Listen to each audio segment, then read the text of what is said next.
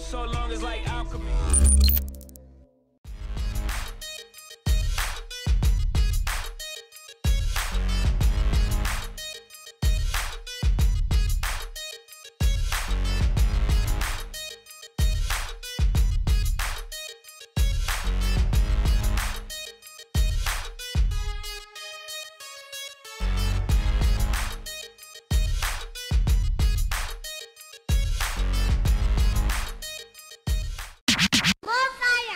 They said I couldn't go back home. You know when I heard that? When I was back home. Kevin Durant, $10 million donated to the public school he grew up in. Just speaks to the man's character, and he got off to a hot start. The Warriors were absolutely crispy to start this game, and I think they knew if they let this Wizards team get off to a good start, it could snowball and it could have a swagger effect where it could become a problematic game. Hey, we ain't got to go see Trump. Let's put one in the air. KD gladly obliges to the lob from Steph Curry. You take a look at him finishing at the rim. He had about 3 or 4 dunks early on in this. Obviously, this Wizards team is a different look without John Wall on the offensive glass. The effort was there, but the execution not so much. Mike Scott, have yourself a dunk. And then you see them out in transition. Otto Porter got off to a very hot start, finished the game with 29 points, but they could not find him in the second half of this game as Golden State adjusted their defense. Look at Klay Thompson all over Bradley Beal, kicks it to the corner. Washington would hang around for a half like most teams do. Now remember, Durant was injured the previous 2 visits to Washington in a Golden State uniform, so this time he would take full advantage. And Washington just doesn't have the athleticism at the forward position to guard Durant. Everybody got stuck on an island, and it was the same result over and over, this time Mahimi the victim. Now, late in the game, Washington continued to battle and made the score cosmetically closer than the game really was. And I don't know if Bradley Beal's a religious man, but he almost got baptized. You see Durant kind of let up at the end there. Warriors handle business. All right, you know how like when you go to your little cousin's house, or perhaps your young nephew or something like that, right? And they're like, hey, Unc, you want to play some Madden? And you're like, well, all right, I'll play some Madden. But you know your little cousin, you've been playing Madden longer than he's been alive, right? You know that. But in the spirit of having fun and entertaining each other, you kind of take it easy on them, right? You come out the gate, you let them know like, yo, I know how to play Madden, right? You maybe go up 14-0 or something like that. But then you don't want to just run them off the field and dishearten them, so then you guys aren't playing a game anymore, right? So you kind of do little things that allow them to hang around the game. And not only does it do that, but it keeps you entertained. It gives you something to do as well, right? So you kind of keep the game close enough that your little nephew continues to play the game with you, right? And that's low-key kind of what the Warriors did tonight, man. I know that sounds, if you're a Wizards fan, you're like, what the hell you saying, dog? Man, we ain't nobody's little nephew. But I'm serious. I'm serious. Hear me out on this. I think it was very clear from the gate. They respected the Wizards. They wanted to let them know in the beginning, like, hey, we'll punch you in the mouth. We're the champs, baby. So I liked the crispness that the Warriors came out and played with, particularly on the defensive end, right?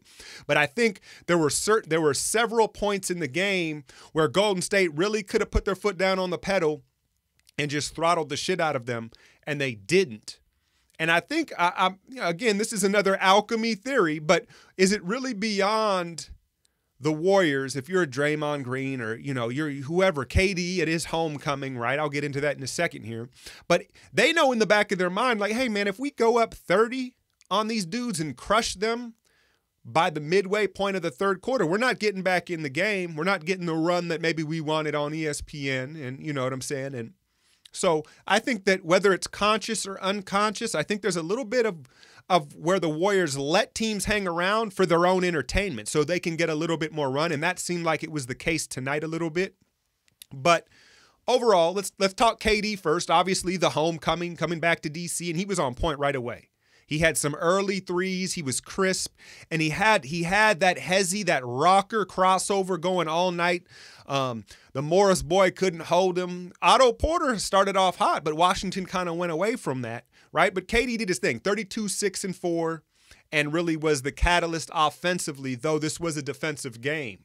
Now, Steph started off miserable. Steph, if you watched him, he was reloading his shot and his rhythm was slowed down. I don't know why. I'm not gonna take my guesses why. Hey, sometimes it's just one of those nights. But it was very clear that Steph Curry wasn't in his rhythm. And to me, it appeared his release and his gathering to his shot was too slow. And he didn't find it all night long. Now, towards the end of the game, you could see he got a little aggressive. He was frustrated. You know, he looked up at that scoreboard. He saw his point total. Don't kid yourself. Steph looks at his stats just like all stars do. And he got a little aggressive going to the rim. And Bradley Beal came over and challenged the shot, came down on his knee viciously, man. And we're Warrior fans, Steph Curry, we're blessed that that wasn't ugly because it appeared that his leg was straight, and so it was just a clean impact on his leg. But if his leg was bent, that could have been a nasty impact on his leg as Beal came down on him.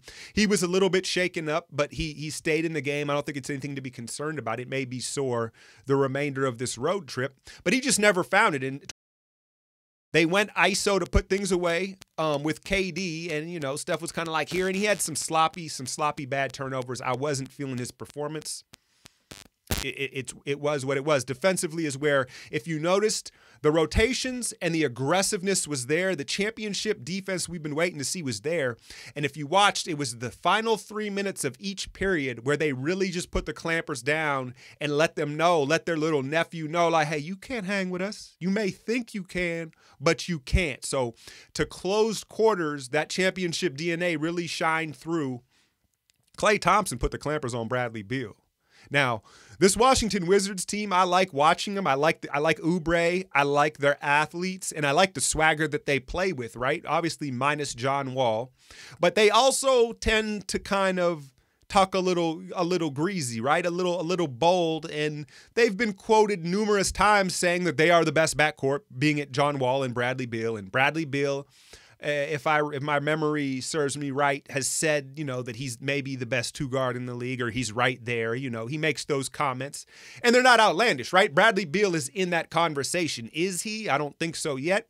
But I think Klay took a little note of that, and Klay wanted to kind of let him know, like, hey, man, just because I don't talk that shit, and I have there's a lot of subtlety to my game, don't forget about me, dog. You know what I'm saying? And so Klay really, what did he shoot? Like 1 of 9 to start the game. He really affected him, fighting over the screens, crowding him, and just made him uncomfortable all night. Now, I want to give credit to the rest of the defense because it was really a team defensive effort that helped the screener, or the big who was involved in the pick and rolls with Beal, was doing a great job of hedging him and not letting him get loose as well.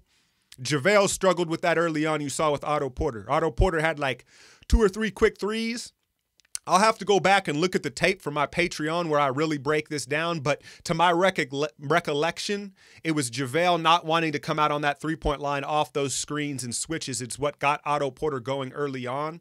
But shout out to Klay, man, because I think he sent a little message to Beal like, hey, you ain't, you know, pump the brakes on the number 1 two-guard spot, all right?